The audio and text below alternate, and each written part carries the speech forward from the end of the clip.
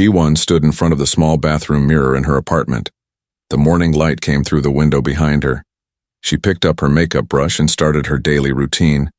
This was the routine she had followed for the past 10 years. Every single morning, the same steps. First, she applied the special cream on her face. The cream was expensive, but it helped cover the scars. The scars ran down the left side of her face, from her forehead to her chin. They continued down her neck and spread across her left arm. The skin was rough and uneven. Some parts were dark red, other parts were pale white. The scars told a story she tried hard to forget. Ji-won worked as a waitress at Danny's Diner in Los Angeles. The diner was always busy. People came for breakfast, lunch, and dinner. The food was cheap and the portions were big. She had worked there for 3 years now. Every day was the same. Take orders, serve food, clean tables, and go home tired.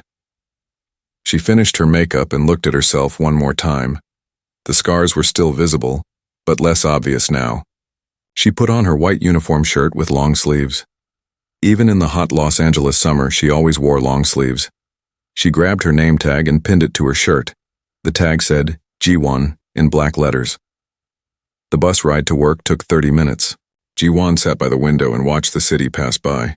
People walked on the sidewalks, cars honked at each other, street vendors sold food on corners. Los Angeles was loud and busy. She liked the noise. It helped her stop thinking too much. She arrived at Danny's Diner at 7 in the morning. The breakfast rush would start soon. Her manager, Robert, was already there. He was a short man with a round belly. He never smiled much. He cared about one thing only: making money. "You're late," Robert said when she walked in. Ji-won looked at the clock on the wall. It was 7 exactly. She was not late, but she did not argue. She never argued with Robert. "Sorry," she said quietly. She put on her apron and started preparing for the day. The other waitress, Amanda, came in a few minutes later. Amanda was young and pretty. She had smooth skin and bright eyes. Customers always asked to sit in her section. Amanda was nice to Ji-won, but they were not friends. They just worked together. The breakfast rush started at 7:30. People came in groups. Families with children, workers in suits, old people who came every day. Ji-won moved from table to table with her notepad. She wrote down orders and brought food from the kitchen. At table 7, a family sat down. A mother, father, and 2 teenage daughters. Ji-won walked over with menus and water glasses. "Good morning," she said with a smile. "What can I get you today?" The mother looked up at Ji-won. Her eyes went straight to the scars on Ji-won's face. The woman's expression changed. She looked uncomfortable. Ji-won had seen this look 1,000 times before. Coffee, please," the mother said. She looked away quickly. The father ordered eggs and bacon. The 2 daughters whispered to each other. Ji-won could hear some of their words. "Did you see her face?" one daughter said. "That's so gross," the other replied. Ji-won pretended not to hear. She wrote down their orders and walked back to the kitchen. Her hands shook a little as she clipped the order to the line for the cook. She took a deep breath. This happened almost every day. She should be used to it by now, but it still hurt. At 9 o'clock, a man in an expensive suit came in. He sat at the counter. Ji-won walked over to take his order. "What can I get you?" she asked. The man looked at her face. His nose wrinkled up like he smelled something bad. "Coffee, black," he said. Then he added, "Maybe you should work in the back, in the kitchen, where customers don't have to see you." Ji-won felt her chest tighten. Her eyes started to burn with tears, but she kept her face calm. "I'll get your coffee, sir," she said. She walked to the coffee machine. Her hands shook as she poured the coffee. Some of it spilled on the counter. Amanda came over and put a hand on her shoulder. "Don't listen to him," Amanda whispered. "He's just a jerk." Ji-won nodded but could not speak. She brought the coffee to the man. He did not say thank you. He did not even look at her. The morning continued like this. Most customers were normal. They ordered food and ate and left.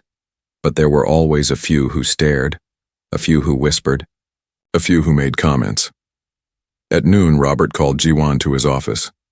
It was a small room in the back with a desk and a filing cabinet. "Sit down," Robert said. Jiwon sat in the chair across from him. She felt nervous. Was she getting fired? "I got a complaint," Robert said. He leaned back in his chair. "A customer said you made them uncomfortable. They said your appearance is disturbing." Jiwon looked down at her hands. The scars on her left hand seemed to glow under the office light. "I'm sorry," she said. "I wear makeup. I try to cover them." Robert sighed. "Look, I don't care about your scars. But customers do. This isn't the first complaint. Maybe you should think about whether this job is right for you." "I need this job," Jiwon said quickly. Her voice was louder now. "Please, I'll do better. I'll wear more makeup. I'll work the back tables where people can't see me as much." Robert looked at her for a long moment. Finally, he waved his hand. "Fine. But if I get more complaints, we'll have to talk again. Go back to work." Jiwon stood up and left the office. She felt sick to her stomach. She needed this job.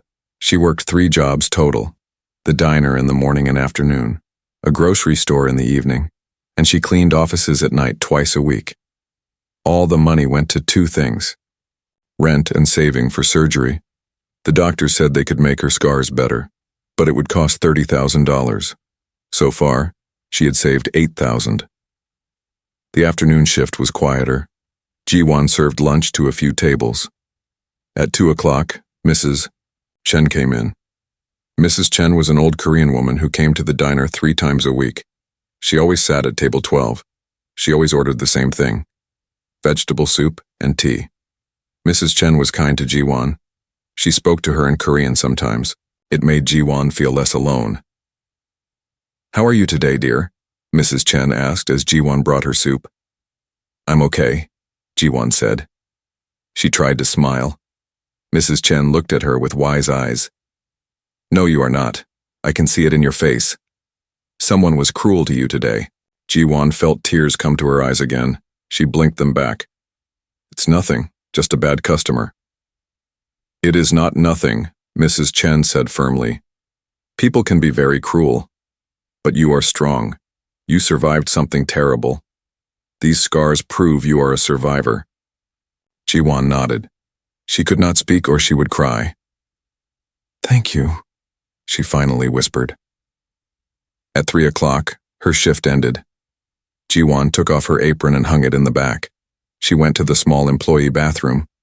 She locked the door and sat on the floor. Finally, she let herself cry. She cried for the pain, for the comments, for the stares, for the life she could have had. She touched the scars on her face. They were rough under her fingers.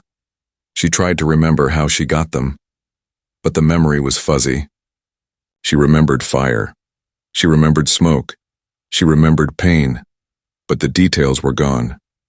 Her mind had blocked them out to protect her. After 10 minutes, she wiped her face and stood up. She washed her hands and looked at herself in the mirror. Her eyes were red. Her makeup was smeared. She fixed it quickly. Tomorrow would be the same, and the day after that, and the day after that. But she would keep going. She had to, because giving up was not an option. She had survived fire. She could survive this too. Jiwon walked out of the diner into the bright afternoon sun. The city noise surrounded her again. She headed to the bus stop for her next job, 1 day at a time. That was all she could do. 15 years ago, Jiwon was 13 years old. She lived in a foster home in Brooklyn, New York. The house was old and crowded. 7 children lived there with Mrs. Patterson, the foster mother. Mrs. Patterson was a tired woman who tried her best. But 7 children was too many for one person. Jiwon shared a small bedroom with 2 other girls. The room had 3 beds and 1 dresser. The walls were painted yellow, but the paint was peeling. The window looked out at the street. At night, Jiwon could hear cars driving by and people talking loudly. She had been in the foster system since she was 6 years old. Her parents died in a car accident. She had no other family, no aunts or uncles, no grandparents, just the system. Different homes, different families, different schools. She never stayed anywhere long enough to make real friends, but this house was okay. Mrs. Patterson was kind, even if she was always tired. The food was decent. The other kids were mostly nice. Ji-won had been there for 8 months. It was the longest she had stayed anywhere.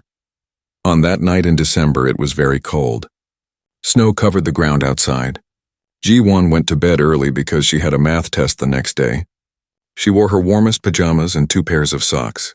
The house was always cold at night. Mrs. Patterson said the heating system was old.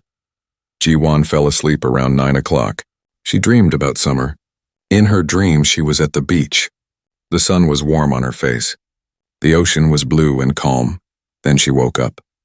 Something was wrong. The room was hot, very hot. And there was smoke. Gray smoke filled the air. She could barely see. Fire! Someone screamed from downstairs. It was Mrs. Patterson's voice. Everyone get out! Fire! Ji-won jumped out of bed. Her heart pounded in her chest. The 2 other girls in her room were already running to the door.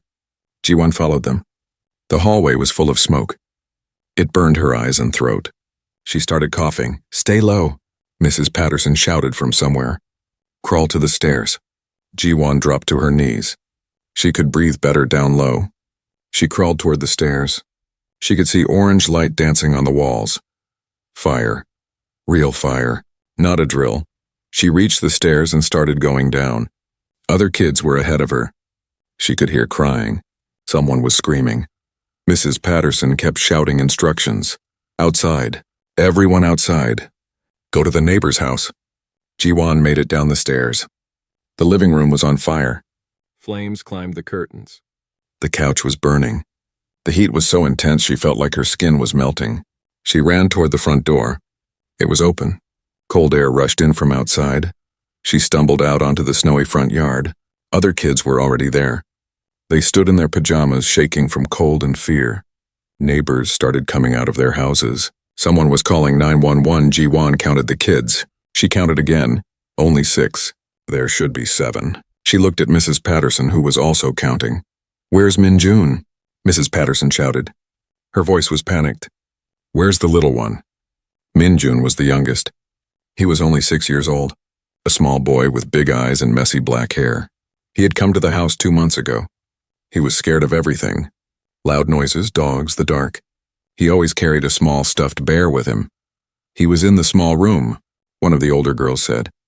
The room at the end of the hall.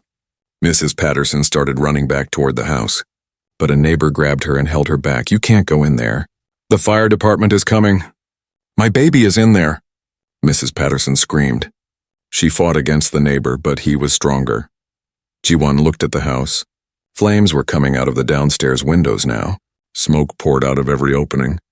She could hear sirens in the distance, but they were still far away.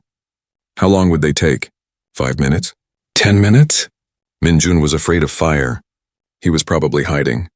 Maybe in a closet. Maybe under a bed. Too scared to move. Ji-won's feet started moving before her brain could think. She ran back toward the house. No, stop! Mrs. Patterson screamed behind her, but Ji-won did not stop. She ran through the front door. The heat hit her like a wall. She could barely see. Smoke was everywhere. She pulled her pajama top over her mouth and nose. It did not help much. She crawled to the stairs. The stairs were not on fire yet. She started climbing. Each step felt like climbing a mountain. The smoke was so thick, she could not breathe. Her eyes burned so badly she could barely keep them open. She reached the 2nd floor. The hallway was full of fire now. The flames blocked the path to the small room at the end. But she could hear something. A small voice crying, "Help! Help me!" It was Min-jun. He was still alive. He was still there. Ji-won looked at the flames. There was a small gap on the left side of the hallway. Maybe she could get through, maybe. She took a deep breath of the terrible smoky air. Then she ran. She ran as fast as she could through the gap in the flames. She felt heat on her left side. Terrible burning heat. But she kept running. She reached the door of the small room. She pushed it open. Min-jun was there hiding under the bed. He was crying and holding his stuffed bear. Come on, Ji-won shouted. Her voice was rough from the smoke. We have to go now. I'm scared. Min-jun cried. I know, but we have to go. She grabbed his arm and pulled him out from under the bed. He was shaking. She picked him up.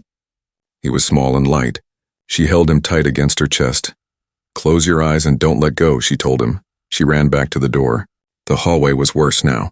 More fire, less space to get through. She could feel the heat on her face, her neck, her arm. The left side of her body felt like it was cooking. She ran through the flames again. This time her pajama sleeve caught fire.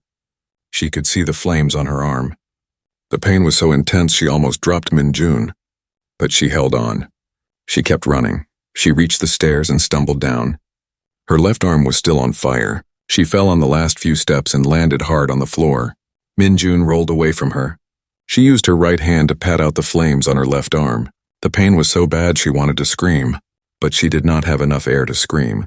She grabbed Min-jun again. The front door was right there. Just a few more steps.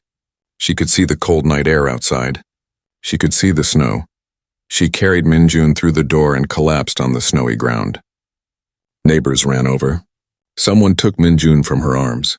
Someone else was talking to her, but she could not understand the words. Everything sounded far away. She looked down at her left arm. The skin was black and red and white all at once. It did not look like an arm anymore.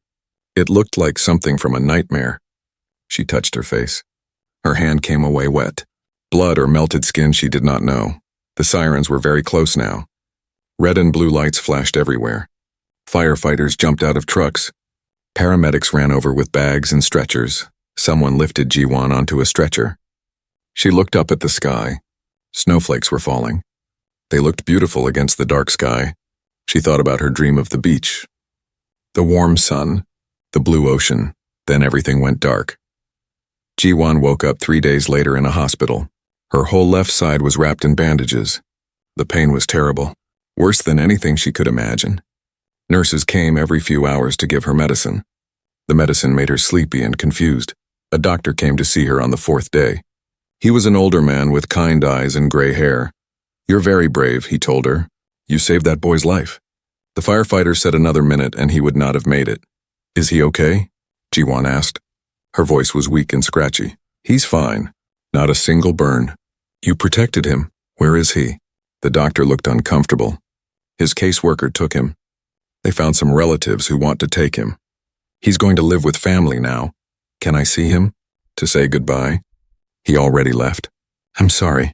Ji-won felt tears on her face. She did not even get to say goodbye. She saved his life and he was just gone. "What about me?" she asked. "What happens to me?" The doctor squeezed her hand gently. "You're going to be okay. It will take time. The burns are serious. You'll need many surgeries, physical therapy, but you're young and strong. You'll heal." But he was wrong about one thing. Her body would heal eventually, but the scars would never go away. And neither would the memory of that night. Ji-won stayed in the hospital for 2 months. She had 3 surgeries. Physical therapist helped her learn to move her arm again. The pain was always there. Sometimes it was sharp. Sometimes it was a dull ache. But it never went away completely. Mrs. Patterson visited once. She brought flowers and cried. She said Ji-won was a hero. But the foster home was gone, destroyed by the fire. The other kids went to different homes. Mrs. Patterson was too old and too traumatized to take in more children. Child Services moved Ji-won to a group home in Queens. Then to another foster home in the Bronx. Then to another. And another. She never stayed anywhere long. Some families did not want a child with scars. Some families tried but could not handle her medical needs. She needed so many doctor appointments, so many follow-up surgeries. By the time she was 18, Ji-won had lived in 12 different places. She aged out of the foster system with no family, no home and no plan, just scars and memories of a little boy she saved but never saw again. Ji-won's apartment was small, very small. It had one room that served as bedroom, living room, and kitchen. The bathroom was so tiny she could barely turn around in it. But it was hers. She paid for it with her own money. That made it special. The walls were covered with drawings. Ji-won loved to draw. It was the one thing that made her feel peaceful. She drew everything. Buildings, trees, people sitting in cafes, birds on telephone wires. She used pencils mostly, because pencils were cheap. Sometimes she used colored pencils when she could afford them. Her best drawing hung above her bed. It showed a woman with long black hair standing in front of the ocean. The woman's face was turned away, looking at the sunset. You could not see her scars.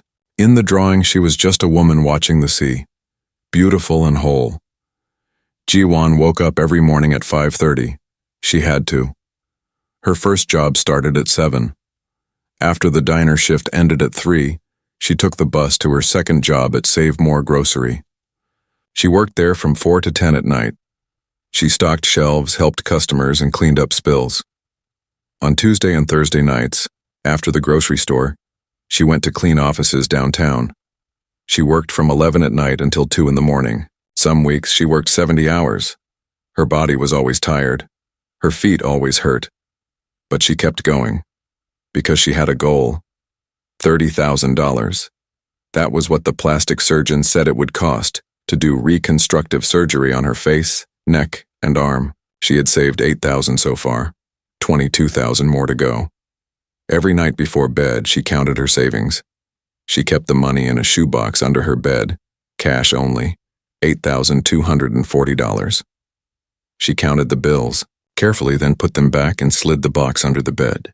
At the diner, Jiwon had learned to predict which customers would be kind and which would be cruel. Young people were usually the worst, teenagers especially. They stared and whispered and sometimes took pictures. Middle-aged people were mixed. Some were kind, others made comments. Old people like Mrs. Chen were usually the nicest. On a Wednesday morning, the diner was busy with the usual breakfast crowd. Jiwon moved between tables with her notepad and coffee pot. At table 4, 3 teenage girls sat giggling over their phones. "Excuse me," Jiwon said. "Are you ready to order?" One of the girls looked up. She had blonde hair and too much makeup. Her eyes went right to Jiwon's scars. "Oh my God," the girl said to her friends. "Look at her face." The other girls looked up and stared. Jiwon felt her stomach tighten. She kept her face calm. "What can I get you?" she asked again. "Did you get in an accident or something?" the blonde girl asked. "I'll give you a few more minutes to look at the menu," Jiwon said. She turned to walk away. "Wait, we want to order," another girl said. She was looking at her phone with a strange smile. "Can you just stand there for a second?" Jiwon stopped. Something felt wrong. The girl was holding her phone up, pointed at Jiwon. "Are you taking a picture?" Jiwon asked. "It's a video, actually," the girl said. "Say hi to TikTok." The other girls laughed. Jiwon felt her face get hot. She wanted to grab the phone and throw it across the room. But she could not. She needed this job. "Please don't," Jiwon said quietly. "Please delete that." "It's already posted," the blonde girl said.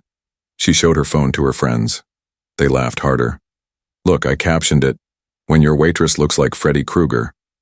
Jiwon felt tears coming. She blinked them back hard. She would not cry in front of these girls. She would not. "Your order?" she asked. Her voice shook. The girls ordered pancakes and eggs.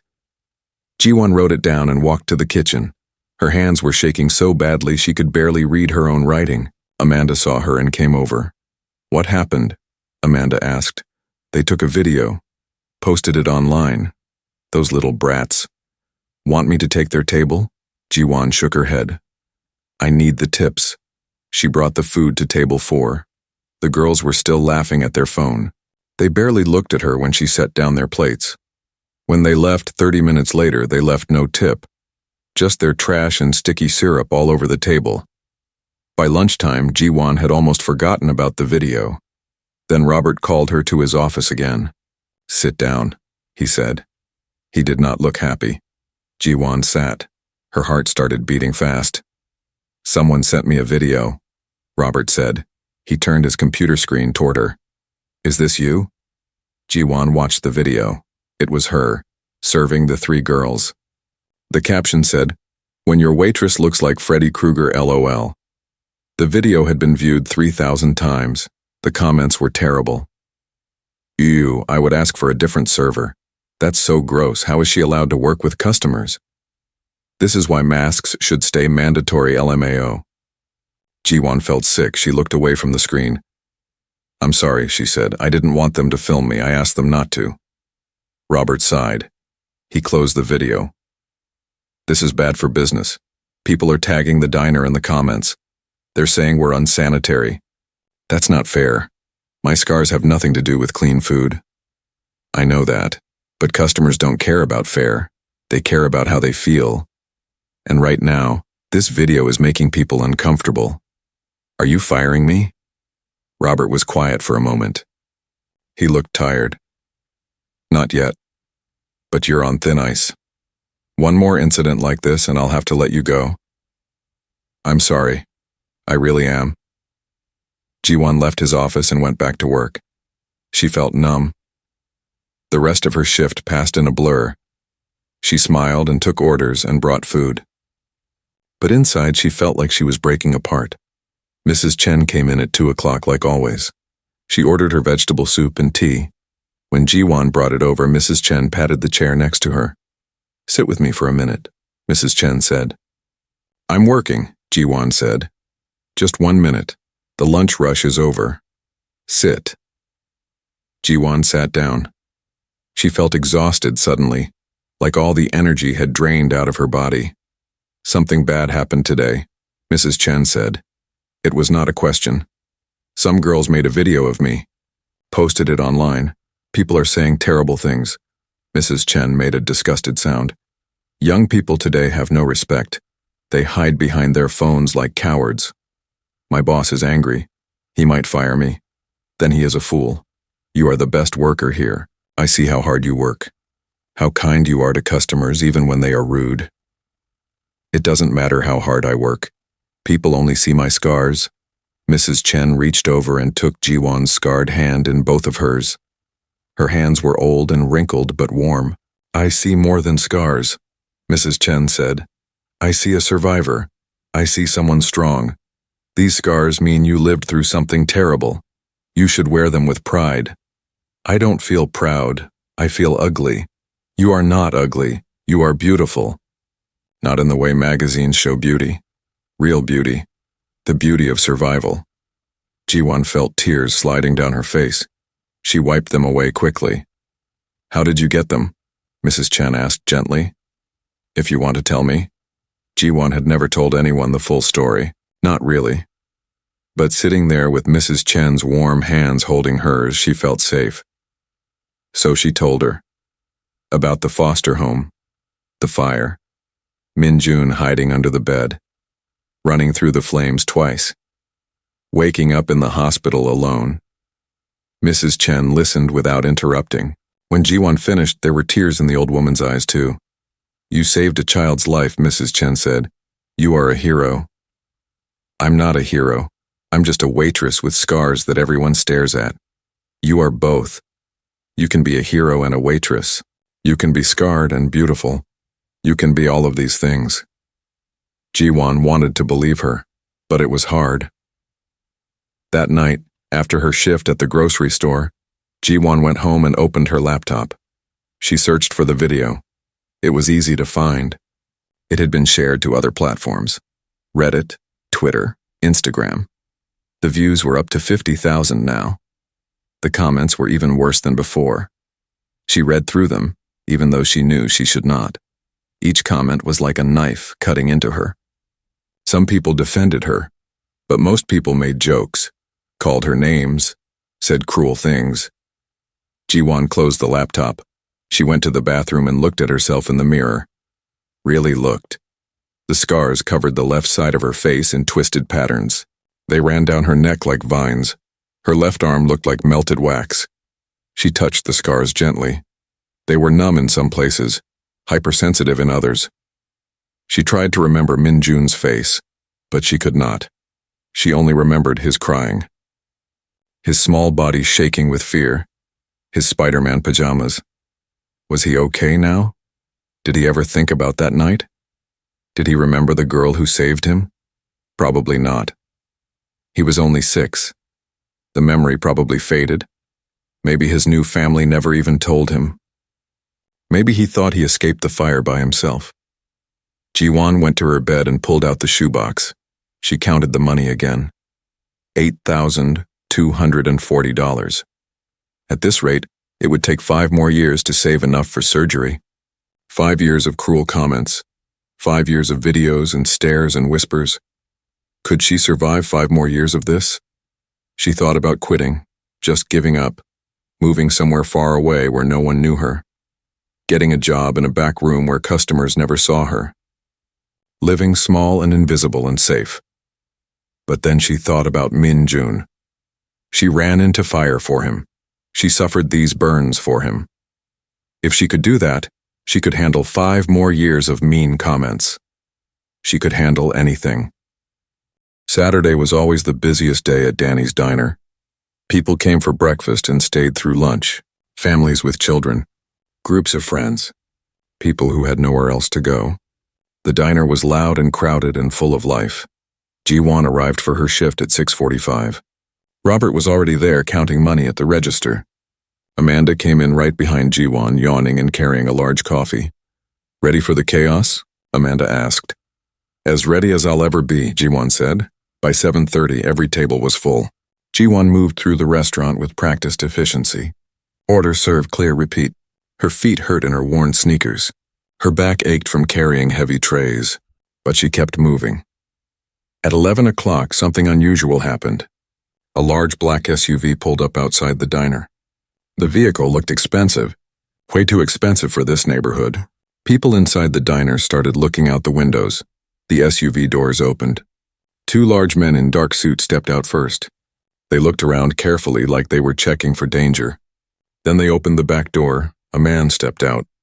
He was tall and muscular, wearing jeans and a black jacket. Even from inside the diner, Ji-won could see he was famous. His face was on movie posters everywhere. Vin Diesel. "Oh my God," Amanda whispered next to Ji-won. "Is that really him?" The restaurant went quiet for a moment.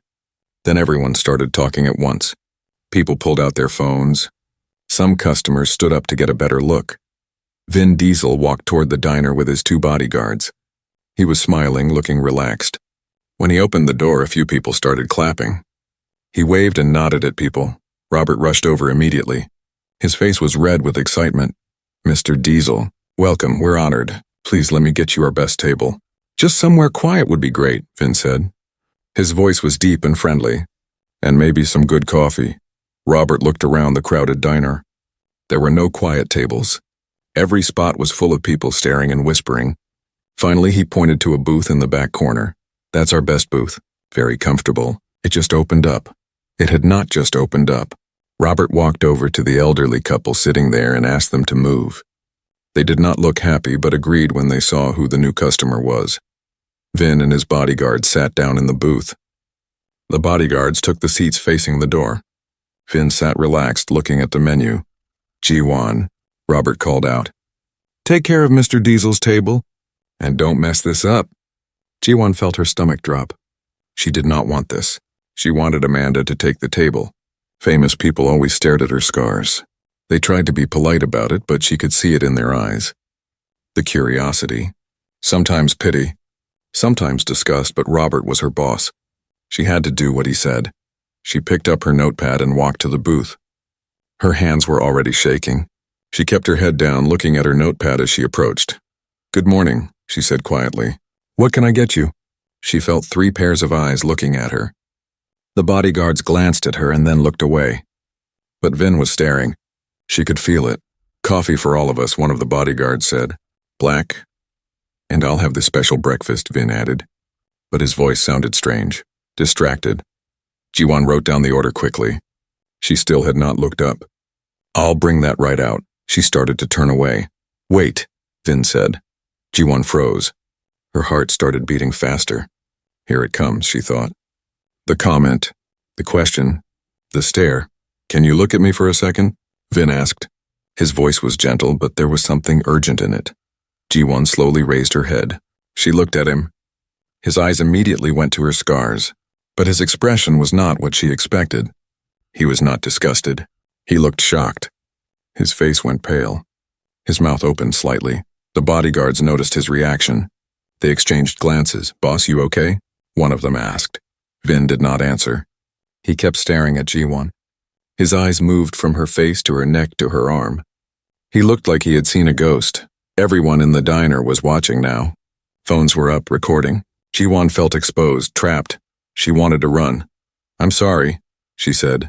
"I'll get your coffee." She turned to leave again. "Wait." Vin stood up suddenly. His chair scraped loudly against the floor. "Please wait." The whole diner went silent. You could hear people breathing. Vin took a step closer to Ji-won. He was a big man, but he moved carefully like he did not want to scare her. "Those scars," he said. His voice was shaking. "Where did you get them?" Ji-won looked around. Everyone was staring. Phones were recording. This was going to be another viral video, another humiliation. "Please," she said quietly. "I need to work. I need to know," Vin said. He sounded desperate now. "Please. Where did you get those scars?" Robert rushed over. "Mr. Diesel, is everything okay? Is there a problem with the service?" No problem," Vin said, not taking his eyes off Ji-won. "I just need to talk to her for a minute." Robert looked confused but nodded. Ji-won, answer Mr. Diesel's question." Ji-won felt trapped. Her boss was watching. The customers were watching. Cameras were recording. She had no choice. "A fire," she said. "A long time ago." "Where? When?" "New York, Brooklyn, 15 years ago." Vin took a sharp breath. His hands were shaking now. One of the bodyguards stood up, concerned. "Boss, what's going on? A foster home?" Vin asked Ji-won. "Was it a foster home?" Ji-won felt cold suddenly. "How did he know that?" "Yes," she whispered. "How do you know that?" "December. It was December, right? Middle of the night. Very cold. Snow on the ground." Ji-won could not breathe. She nodded slowly. "There was a little boy," Vin continued. His voice was breaking. "He was hiding under a bed. He was 6 years old. He was wearing Spider-Man pajamas." The notepad fell from Ji-won's hand. It hit the floor with a soft thud. She stared at Vin. Her mind was spinning. "How do you know that?" she asked. "How do you know about the boy?" Vin's eyes filled with tears. A famous action star standing in a diner crying. "Because I was that boy," he said. The diner exploded with gasps and whispers, but Ji-won barely heard them. She was looking at Vin's face. Really looking.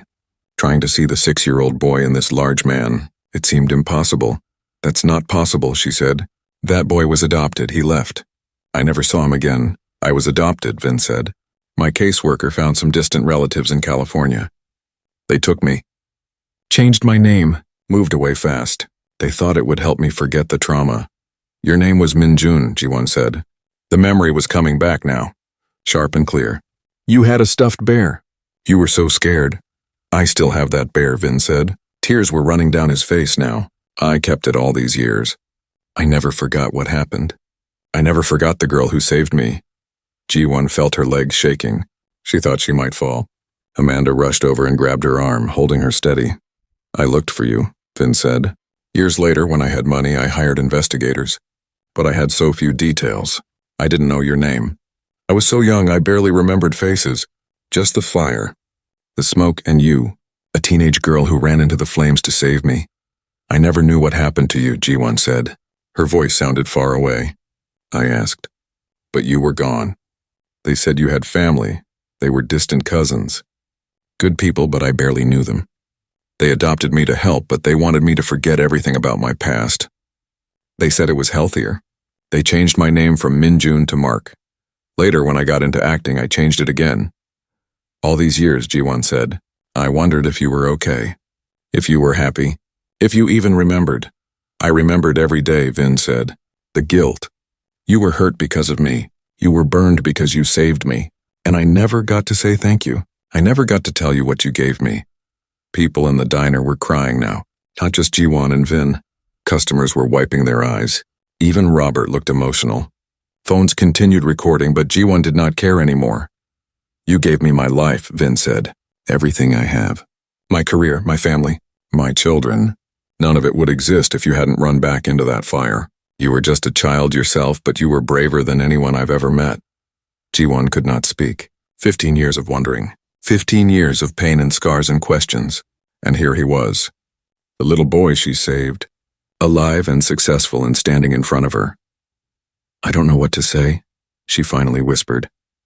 "You don't have to say anything," Vin said. "But please, can we talk? Somewhere private?" There's so much I want to tell you. So much I want to ask you. Jiwon looked at Robert. Her boss nodded quickly. Of course. Use my office. Take all the time you need. Vin gestured toward the back of the diner. Is that okay with you? Jiwon nodded. She could not trust her voice. They walked through the diner together. Everyone watched in silence. It felt like a dream. Like something that could not be real but was happening anyway. Amanda squeezed Jiwon's hand as she passed. Go, she whispered. I'll cover your tables.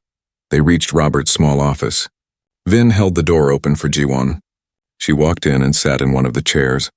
Her whole body was shaking. Vin sat across from her. The bodyguard stayed outside, giving them privacy. For a long moment, neither of them spoke. They just looked at each other. Really looked. Seeing past the years and the changes. Seeing the truth that connected them. I can't believe I found you, Vin finally said. After all this time. I walked into a random diner for coffee and there you were. I can't believe you're Min Jun, Jiwon said. You're so different. So big. They sat in Robert's small office for over an hour. Through the thin walls they could hear the noise of the diner. Dishes clattering. People talking. The world continuing outside while their world had stopped and restarted. Vin leaned forward in his chair. His elbows rested on his knees. He looked at Jiwon with an intensity that made her uncomfortable. Not in a bad way, just in a way that said this conversation mattered more than anything. Tell me about after the fire, Vin said. What happened to you? Jiwon took a deep breath. She told him everything. The hospital, the surgeries, the pain that never really went away, moving from home to home, people who did not want a child with scars, aging out of the system at 18 with nothing, coming to Los Angeles because she heard there were more jobs here, working 3 jobs just to survive. Vin listened without interrupting. His jaw clenched tighter with every sentence. When Jiwon mentioned the videos online and the cruel comments, he stood up and paced the small office. That's not right, he said angrily. None of this is right. You're a hero and the world treated you like garbage. I'm not a hero, Jiwon said. I'm just someone who did what anyone would do. But most people wouldn't, Vin said. He stopped pacing and looked at her. Most people would have run away, would have saved themselves. You ran toward danger. You were 13 years old and you were braver than most adults ever are. I didn't feel brave. I was terrified. That's what makes it brave. Being scared and doing it anyway. Jiwon looked down at her scarred hands. Sometimes I wish I hadn't. That sounds terrible, but it's true. Sometimes I wish I had just run away like everyone else. I understand that, Vin said quietly. He sat back down. You paid a heavy price, and I'm part of that price. If I hadn't been there, you wouldn't have those scars. That's not your fault. You were a child, a scared little boy, and you were a scared little girl, but you chose to save me anyway. They sat in silence for a moment. Then Jiwon asked the question that had haunted her for 15 years. Were you okay? After the adoption? Were your new parents good to you? Vin nodded slowly. They were good people. Strict but loving. They had money, so I got to go to good schools. They encouraged me to try different things. That's how I found acting. But they also wanted me to forget my past. They never talked about the fire. Never mentioned the foster home. They thought it would be healthier for me to move on. Did you? Move on? No, Vin said. I had nightmares for years. I still have them sometimes. I see the fire. I smell the smoke. I feel the heat. And I see your face. I couldn't remember your name, but I never forgot your face. I had nightmares too, Jiwon said. Still do. What kind? Different ones. Sometimes I'm back in the fire and I can't find you. I search and search, but you're not there. Sometimes I find you, but I can't pick you up. I'm too weak. The flames get closer and I wake up screaming. Vin's eyes were wet again. I'm so sorry. You've carried this alone for so long. So have you, Jiwon pointed out. But I had advantages, money, support, therapy, even though I didn't tell the therapist the whole story. What did you have? Survival, Jiwon said simply. It's not much, but it's something. Vin stood up again. He seemed unable to sit still. I want to help you. I need to help you. Tell me what you need. I don't need anything from you, Jiwon said. She felt uncomfortable suddenly. You don't owe me anything. Yes, I do. I owe you my life. You've already lived a good life. That's payment enough. That's not how it works, Vin said. He ran his hand over his head, frustrated. You saved me and you lost everything because of it. That's not fair. Let me make it right. You can't make it right. The past is the past, but we can change the future. Ji-won looked at him. This famous man. This movie star who could buy anything he wanted. He did not understand what her life was like. How could he? What do you want from me? She asked. Why is this so important to you? Vin sat back down. He looked tired suddenly. Survivor's guilt. That's what my therapist would call it. All these years I've been successful, famous, rich, and the whole time I knew someone was out there who suffered because of me. I hired investigators 5 years ago. They searched for months but found nothing. I almost gave up hoping I'd ever find you. But you did. By accident. No, Vin said firmly. Not by accident. This was meant to happen. I was supposed to find you, and I was supposed to help you. I don't believe in meant to be, Ji-won said. Then believe in gratitude. Believe in paying debts. Believe in one person helping another because it's the right thing to do. Ji-won felt tears coming. She blinked them back. What do you want to do? First, tell me about your dreams. Not your nightmares. Your real dreams. What do you want out of life? No one had ever asked her that before. Ji-won had stopped dreaming years ago. Dreams were for people with options. She just tried to survive each day. But sitting there with this man who used to be the little boy she saved, she let herself think about it. I want the surgeries, she said slowly. The plastic surgeon said he could make the scars better, smaller, less noticeable. It would cost $30,000. I've saved $8,000 so far. Done, Vin said immediately. I'll pay for it. The best surgeons, the best care, I can't accept that. It's too much. It's nothing to me. And it's everything to you. Please let me do this. Ji-won wanted to refuse. She had always taken care of herself. Never asked for help. Never taken charity. But she was so tired. Tired of working 3 jobs. Tired of counting pennies. Tired of waiting for a future that might never come. Okay, she whispered. Thank you. Vin smiled. A real smile that lit up his whole face. What else? What other dreams? I like to draw, Ji-won said. I've always wanted to take real art classes. Maybe go to art school. But that's expensive too, and I never finished high school properly. Art school. I know people at some of the best schools in California. I can make calls. Get you in. I'm 28 years old. Too old for art school. You're never too old to learn. Never too old to chase a dream. Ji-won felt something strange in her chest. Hope. She had not felt hope in so long that she almost did not recognize it. Why are you doing this? She asked. Because I can, Vin said, and because you deserve it. You saved my life when you were just a child. You asked for nothing, expected nothing. You just did the right thing, even though it cost you everything. That kind of courage is rare. That kind of selflessness is precious. I want to honor it. I was just a kid. I didn't think about it. That makes it even more remarkable. You didn't calculate the cost. You just acted. They talked for another 30 minutes. Vin asked about her life. Her apartment, her jobs, her friends. Ji-won realized she had almost no friends, just Mrs. Chen from the diner. And Amanda, sort of. Her life had become so small. That's going to change, Vin said when she told him. You're going to have opportunities now, connections, a real chance at a different life. I'm scared, Ji-won admitted. This feels too good to be true. Like I'll wake up and it will all be a dream. It's not a dream. It's real. And I'm not going anywhere. You're stuck with me now. There was a knock on the office door. One of the bodyguards poked his head in. Boss, we need to go soon. You have that meeting at 3. Vin looked at his watch. Okay, 5 more minutes. The bodyguard nodded and closed the door. I have to go, Vin said. But this isn't goodbye. Give me your phone number. Your address. I'm going to set everything up. The surgery. The doctor's everything. Ji-won gave him her information.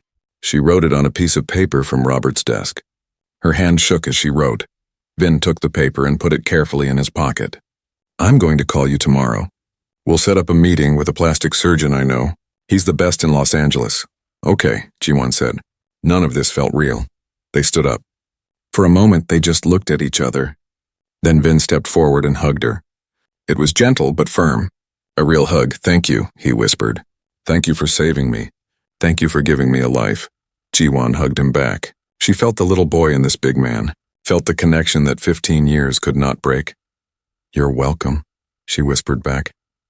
They walked out of the office together. The diner was still full. Everyone stared as they emerged. Phones were still recording. Vin walked Ji-won back to her section of tables. "I'll call you tomorrow," he said again. "Okay." Vin turned to leave, then stopped. He turned back to face the entire diner. Everyone went quiet. "This woman is a hero," he announced. His voice carried across the room. 15 years ago, she saved my life. She ran into a burning building and carried me out. She got these scars saving me. And today, by pure chance, I found her again. I want everyone here to know that. She's not just a waitress. She's the bravest person I've ever met." The diner exploded in applause. People stood up. Some were crying. Ji-won felt her face get hot. She was not used to positive attention. Vin walked out with his bodyguards. The black SUV drove away. Ji-won stood there, surrounded by clapping people, and wondered if any of this was real. Amanda ran over and hugged her. "Oh my God. That was amazing. You saved Vin Diesel's life. This is insane." Robert came over too. His whole attitude had changed. "Ji-won, take the rest of the day off paid. You deserve it." Mrs. Chen was standing near her table crying happy tears. She came over and hugged Ji-won too.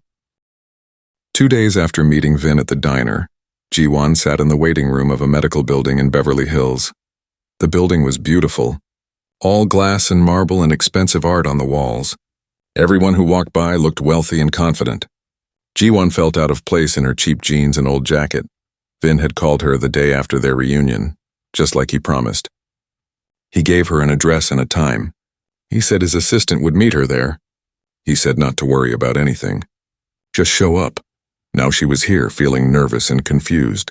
Part of her still thought this was a trick. That someone would jump out and tell her it was all a joke. That she did not belong in a place like this. Ji-won? A young woman in a professional suit approached. She had a tablet in her hand and a kind smile on her face. "I'm Sarah, Mr. Diesel's assistant. Thank you for coming." "Hi," Ji-won said quietly. "Dr. Morrison is ready to see you. He's one of the best plastic surgeons in the country. He's done amazing work with burn victims. How much does this cost?" Ji-won asked. She needed to know. "Everything is covered," Sarah said. "All consultations, all procedures, all follow-up care. Mr. Diesel has taken care of everything. You don't need to worry about money." Ji-won felt tears starting. She blinked them back. "This is too much. He doesn't think so. Come on, let's go meet Dr. Morrison." They walked down a hallway with soft carpet and peaceful music playing. Everything was clean and calm. So different from the loud chaos of her normal life. Dr. Morrison's office was large and comfortable. The doctor was an older man with gray hair and glasses. He stood up when they entered and shook Ji-won's hand. "Ms. Ji-won, it's a pleasure to meet you. Mr. Diesel told me about what you did. You're very brave." "Thank you," Ji-won said. She did not feel brave right now. She felt small and scared. "Let's talk about your scars," Dr. Morrison said gently. "May I examine them?" Ji-won nodded. She was used to doctors looking at her scars. She had seen so many over the years, but most of them looked at her with pity or curiosity. Dr. Morrison looked at her scars with professional interest, like they were a problem he could solve. He examined her face, her neck, her arm. He took pictures. He asked questions about pain and sensitivity. He was thorough but kind. "Okay," he said finally. "I've seen a lot of burn scars in my career.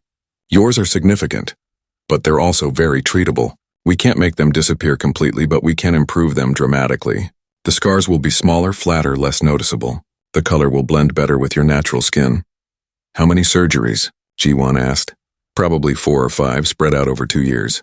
We'll start with your face and neck, then work on your arm. Each surgery will be followed by recovery time and physical therapy. 2 years is a long time." "Good things take time," Dr. Morrison said with a smile. "But I promise you, the results will be worth it. I've helped many patients with similar injuries. They've all been very happy with the outcome. When would we start?" "As soon as you're ready. We could schedule the first surgery for next month if you want." Next month. 1 month from now, her life would begin to change. Ji-won could barely believe it. They talked for another hour. Dr. Morrison explained each procedure in detail. He showed her before and after photos of other patients. The transformations were remarkable. People who looked like her, scarred and damaged, becoming whole again.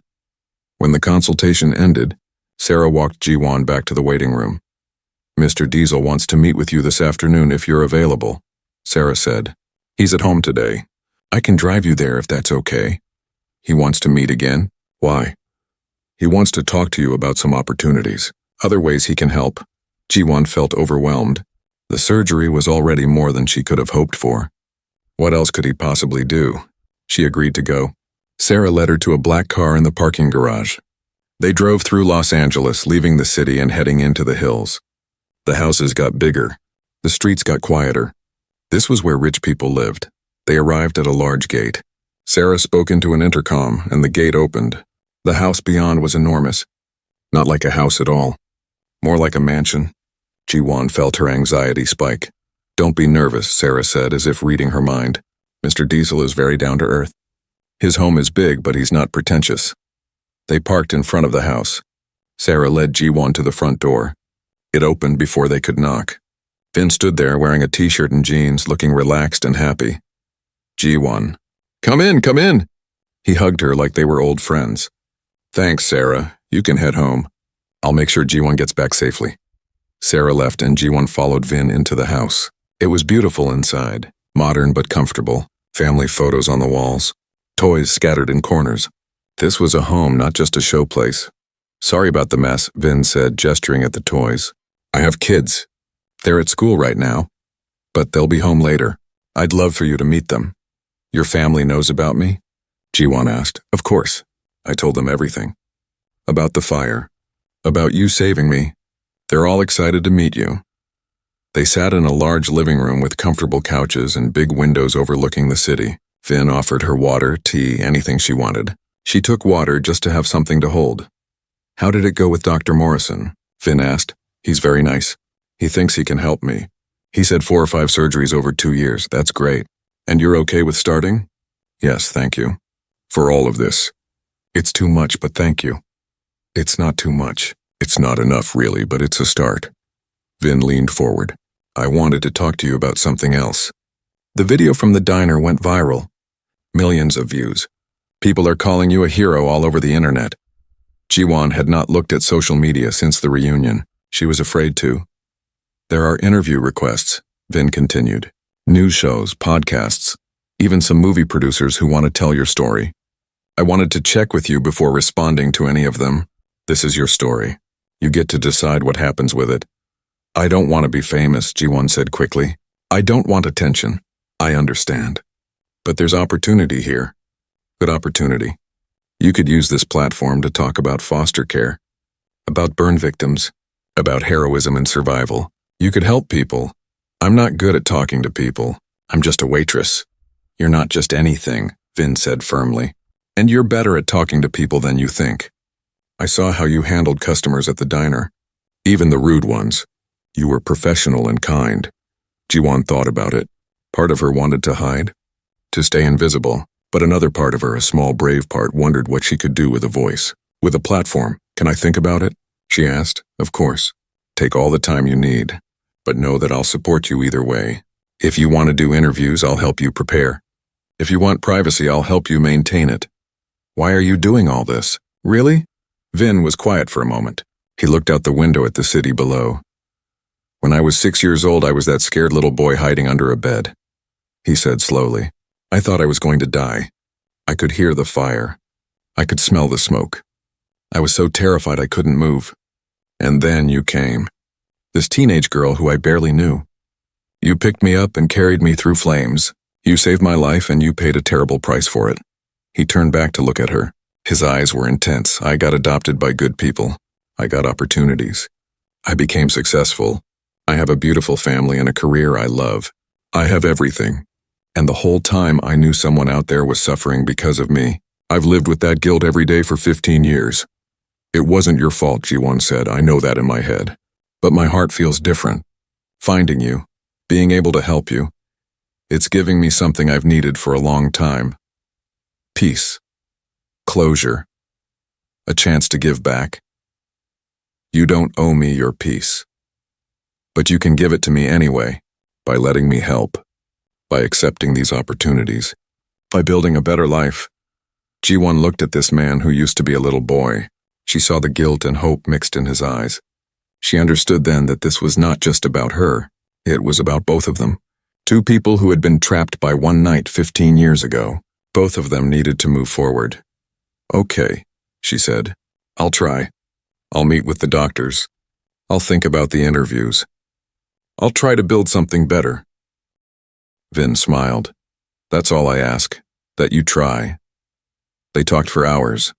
Vin told her about his life, his career, his struggles with fame, his family. Ji-won told him about her life too, not just the hard parts. She told him about her art, her drawings, Mrs. Chen and the small kindnesses that kept her going. "I want to see your art," Vin said. "Do you have photos?" Ji-won pulled out her phone.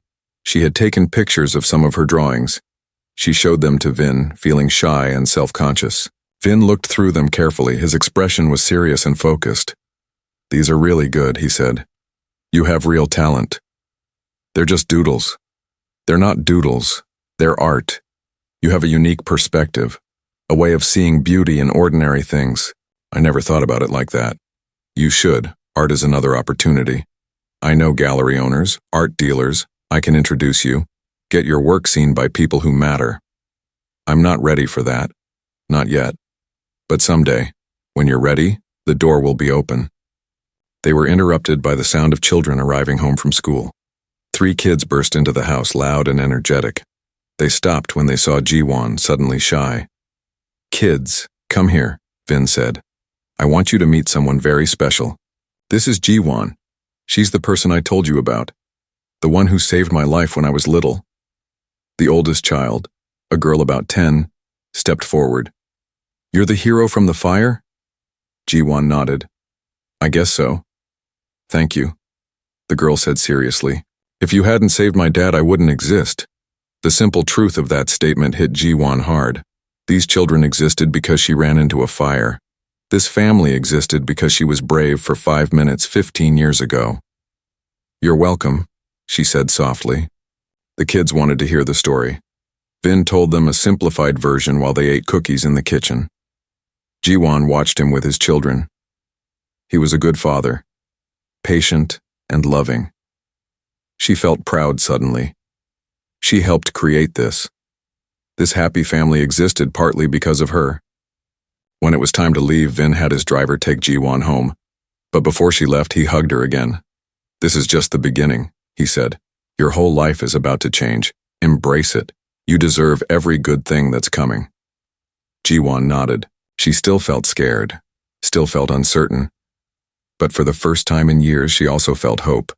Real, solid hope. On the drive home, she looked out at the city lights. Los Angeles at night was beautiful, full of possibility, full of light. Maybe her life could be beautiful too. Maybe after all the darkness, she could finally find some light. 2 months had passed since that Saturday morning at the diner. 2 months that felt like 2 years. So much had changed. Ji-won sat in Dr. Morrison's office for her post-surgery follow-up. Her face was still healing. The bandages had come off last week. She had looked in the mirror and cried.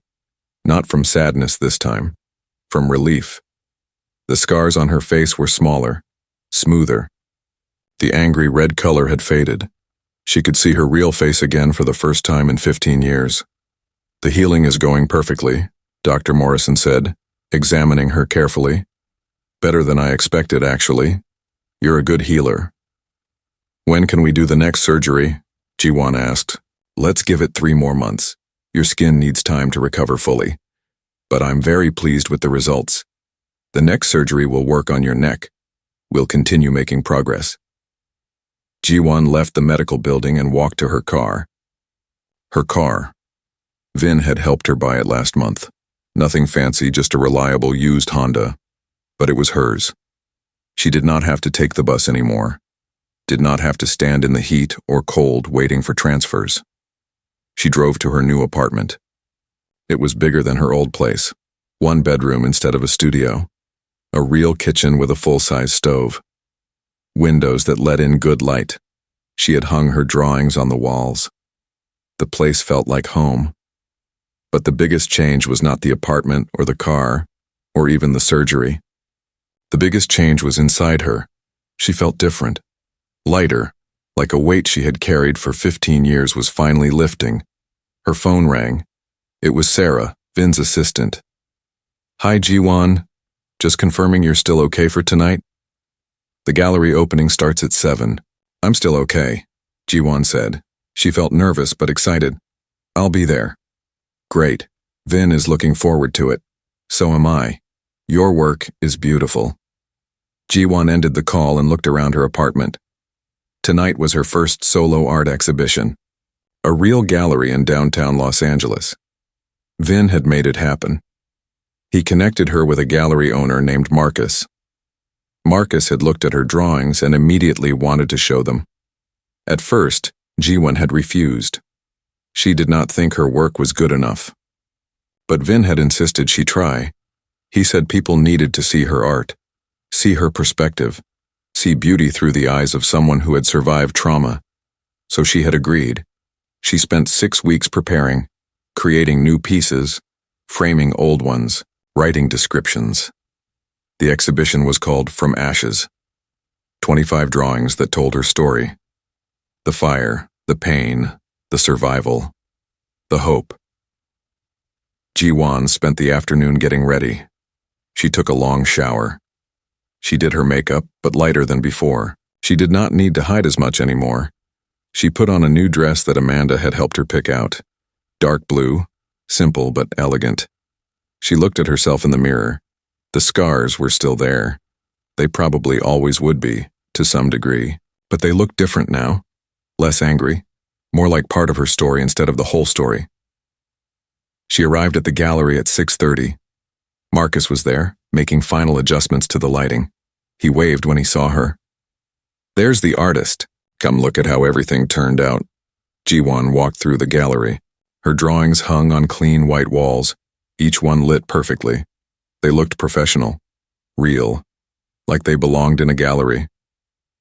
The centerpiece was her largest drawing, a phoenix rising from flames. She had drawn it over several weeks, putting all her skill and emotion into it. The phoenix's wings were spread wide. Fire surrounded it, but the phoenix was not afraid. It was powerful, triumphant. "This one is going to get a lot of attention," Marcus said, standing next to her. "It's powerful." "It's about rebirth," Jiwon said quietly. "About becoming something new after destruction. People are going to connect with that, trust me." Guests started arriving at 7. Jiwon felt nervous. She stood in the corner watching people come in. Some were art collectors, some were journalists. Some were just people who had heard about the exhibition and wanted to come. Mrs. Chen arrived, dressed in a beautiful traditional Korean dress. She hugged Jiwon tightly. "I'm so proud of you," Mrs. Chen said. "Look at what you've become." Amanda came with a group of friends from the diner. Even Robert came looking uncomfortable in a suit. He shook Jiwon's hand. "I'm sorry," he said, "for not standing up for you, for caring more about complaints than about you as a person. You deserved better." "Thank you," Jiwon said. She appreciated the apology. At 7:30, Vin arrived with his family. His wife was beautiful and kind. His children ran up to Jiwon and hugged her. They called her Aunt Jiwon now. It made her heart feel full every time. "This is amazing," Vin said, looking around at the exhibition. "You did this, all of this." "You helped," Jiwon said. "I opened a door. You walked through it. That's all you." The gallery filled with people. Jiwon watched them look at her drawings. Some people stood for a long time in front of certain pieces. Some people cried. Some people smiled. Everyone seemed moved. A journalist from the LA Times approached Jiwon. She had agreed to do one interview, just one, to tell her story properly. "Can we talk for a few minutes?" the journalist asked. She was a young woman with a kind face and a recorder. "Okay," Jiwon said. They found a quiet corner. The journalist asked questions about the fire, the scars, meeting Vin, and the art. Jiwon answered honestly. She did not hide the hard parts. The pain, the cruelty, the years of struggling. But she also talked about the good parts. The survival, the hope, the second chance. What do you want people to take away from your story? The journalist asked. Ji-won thought about it carefully. I want them to know that trauma doesn't have to define you. It changes you, yes. It leaves marks, but those marks can be part of your strength, not just your pain. And I want people to know that one act of kindness can change everything. Finn helping me, that changed my life. We should all look for chances to help each other. That's beautiful, the journalist said. Thank you for sharing your story. At 8 o'clock, Marcus called for attention. The gallery went quiet. Everyone turned to look at him. Thank you all for coming tonight, Marcus said. We're here to celebrate the work of an extraordinary artist. But more than that, we're here to celebrate an extraordinary person. Ji-won's story is one of courage and survival. Her art reflects that journey. Now I'd like to invite Ji-won to say a few words. Ji-won felt panic. She had not prepared a speech. She did not know what to say, but everyone was looking at her with encouraging smiles. Vin nodded at her. You can do this, his expression said. She walked to the front of the gallery. Her heart pounded. Her hands shook, but she started talking. 15 years ago, I ran into a burning building, she began. Her voice was quiet, but the gallery was silent. Everyone listened. I saved a little boy. I got these scars. For a long time, I thought those scars ruined my life. People stared. People said cruel things. I felt ugly and worthless. She paused and looked around the room. So many faces. So much kindness in their eyes. But then I found that little boy again. He's not so little anymore. People laughed softly. Finn smiled, and he reminded me that my scars tell a story of bravery, not ugliness. They prove I survived. They prove I was willing to sacrifice for someone else. Ji-won touched her face gently. These drawings are my way of processing everything that happened. The pain, the loneliness, the slow journey toward healing. Art saved me in many ways. It gave me a place to put all my feelings, and now sharing it with all of you, it's giving me something else. Connection. Her voice got stronger. I'm not just a victim. I'm not just a burn survivor. I'm an artist, a friend, a person with value and dignity. It took me 15 years to really believe that. I hope my art can help other people believe it about themselves too. We all have scars. Some are visible. Some are not. But they don't have to be the end of our story. They can be the beginning of something new. The gallery erupted in applause. People were crying. Ji-won felt tears on her own face. But they were good tears. Happy tears. Vin came up and hugged her. That was perfect, he whispered. The rest of the evening passed in a blur. People wanted to talk to Ji-won, to hear more of her story, to tell her how her art moved them. Several pieces sold. Marcus was thrilled. One woman approached Ji-won near the end of the night. She was middle-aged with kind eyes. I have burn scars too, the woman said quietly. She pulled back her sleeve to show scars on her arm. From a car accident. I've been hiding them for 8 years. But seeing your work tonight, seeing you stand here so brave and open, it makes me think maybe I don't have to hide anymore. Ji-won took the woman's hand. You don't have to hide. You survived something terrible. That makes you strong, not ugly. The woman started crying. They hugged. Ji-won felt something shift inside her. This was why she agreed to do the exhibition. Not for fame, not for money, but for moments like this, helping other people feel less alone. The gallery started to empty around 10 o'clock. Marcus was beaming. 5 pieces sold tonight, and we have interest in several more. Ji-won, this is a huge success. After everyone left, Vin's family stayed to help clean up. The children carefully took down some of the smaller drawings. Vin's wife packed up the refreshments. It felt like family, like belonging. What's next for you? Vin asked as they worked. More surgery in 3 months, Ji-won said. And Marcus wants to do another exhibition next year. I'm thinking about taking some art classes too, real ones at a community college. That's great. What about the diner? I quit last week. I'm going to focus on art full-time. It's scary, but I want to try. You'll do great. I believe in you. They finished cleaning and stood in the empty gallery. Ji-won looked around at the walls, now mostly bare. Her art had been here, had been seen, had mattered. Thank you, she said to Vin, for everything. For finding me. For helping me. For believing in me. Thank you for saving me, Vin said. Twice, once from the fire, and once from carrying guilt for 15 years. You freed me too. They walked out of the gallery together. Outside, the city lights sparkled. Los Angeles at night. full of possibility. Jiwon drove home in her car, music playing softly. She thought about that 13-year-old girl running into flames. That scared, brave child who did not know what her choice would cost her. That girl who suffered for so long. She wanted to tell that girl it would be okay, that the pain would not last forever, that the scars would not define her, that one day she would stand in a gallery full of people who celebrated her, not mocked her, that she would find the boy she saved and he would give her back her life. But that girl could not have imagined any of this.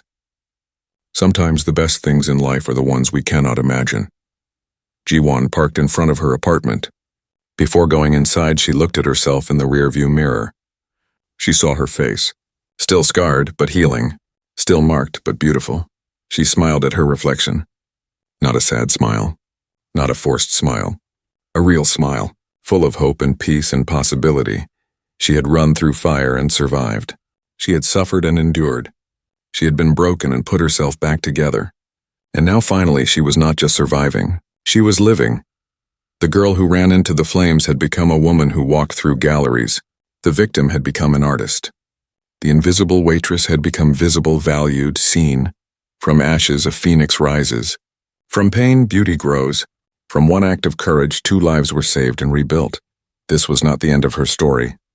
This was just the beginning. And for the first time in 15 years, Jiwon could not wait to see what came next.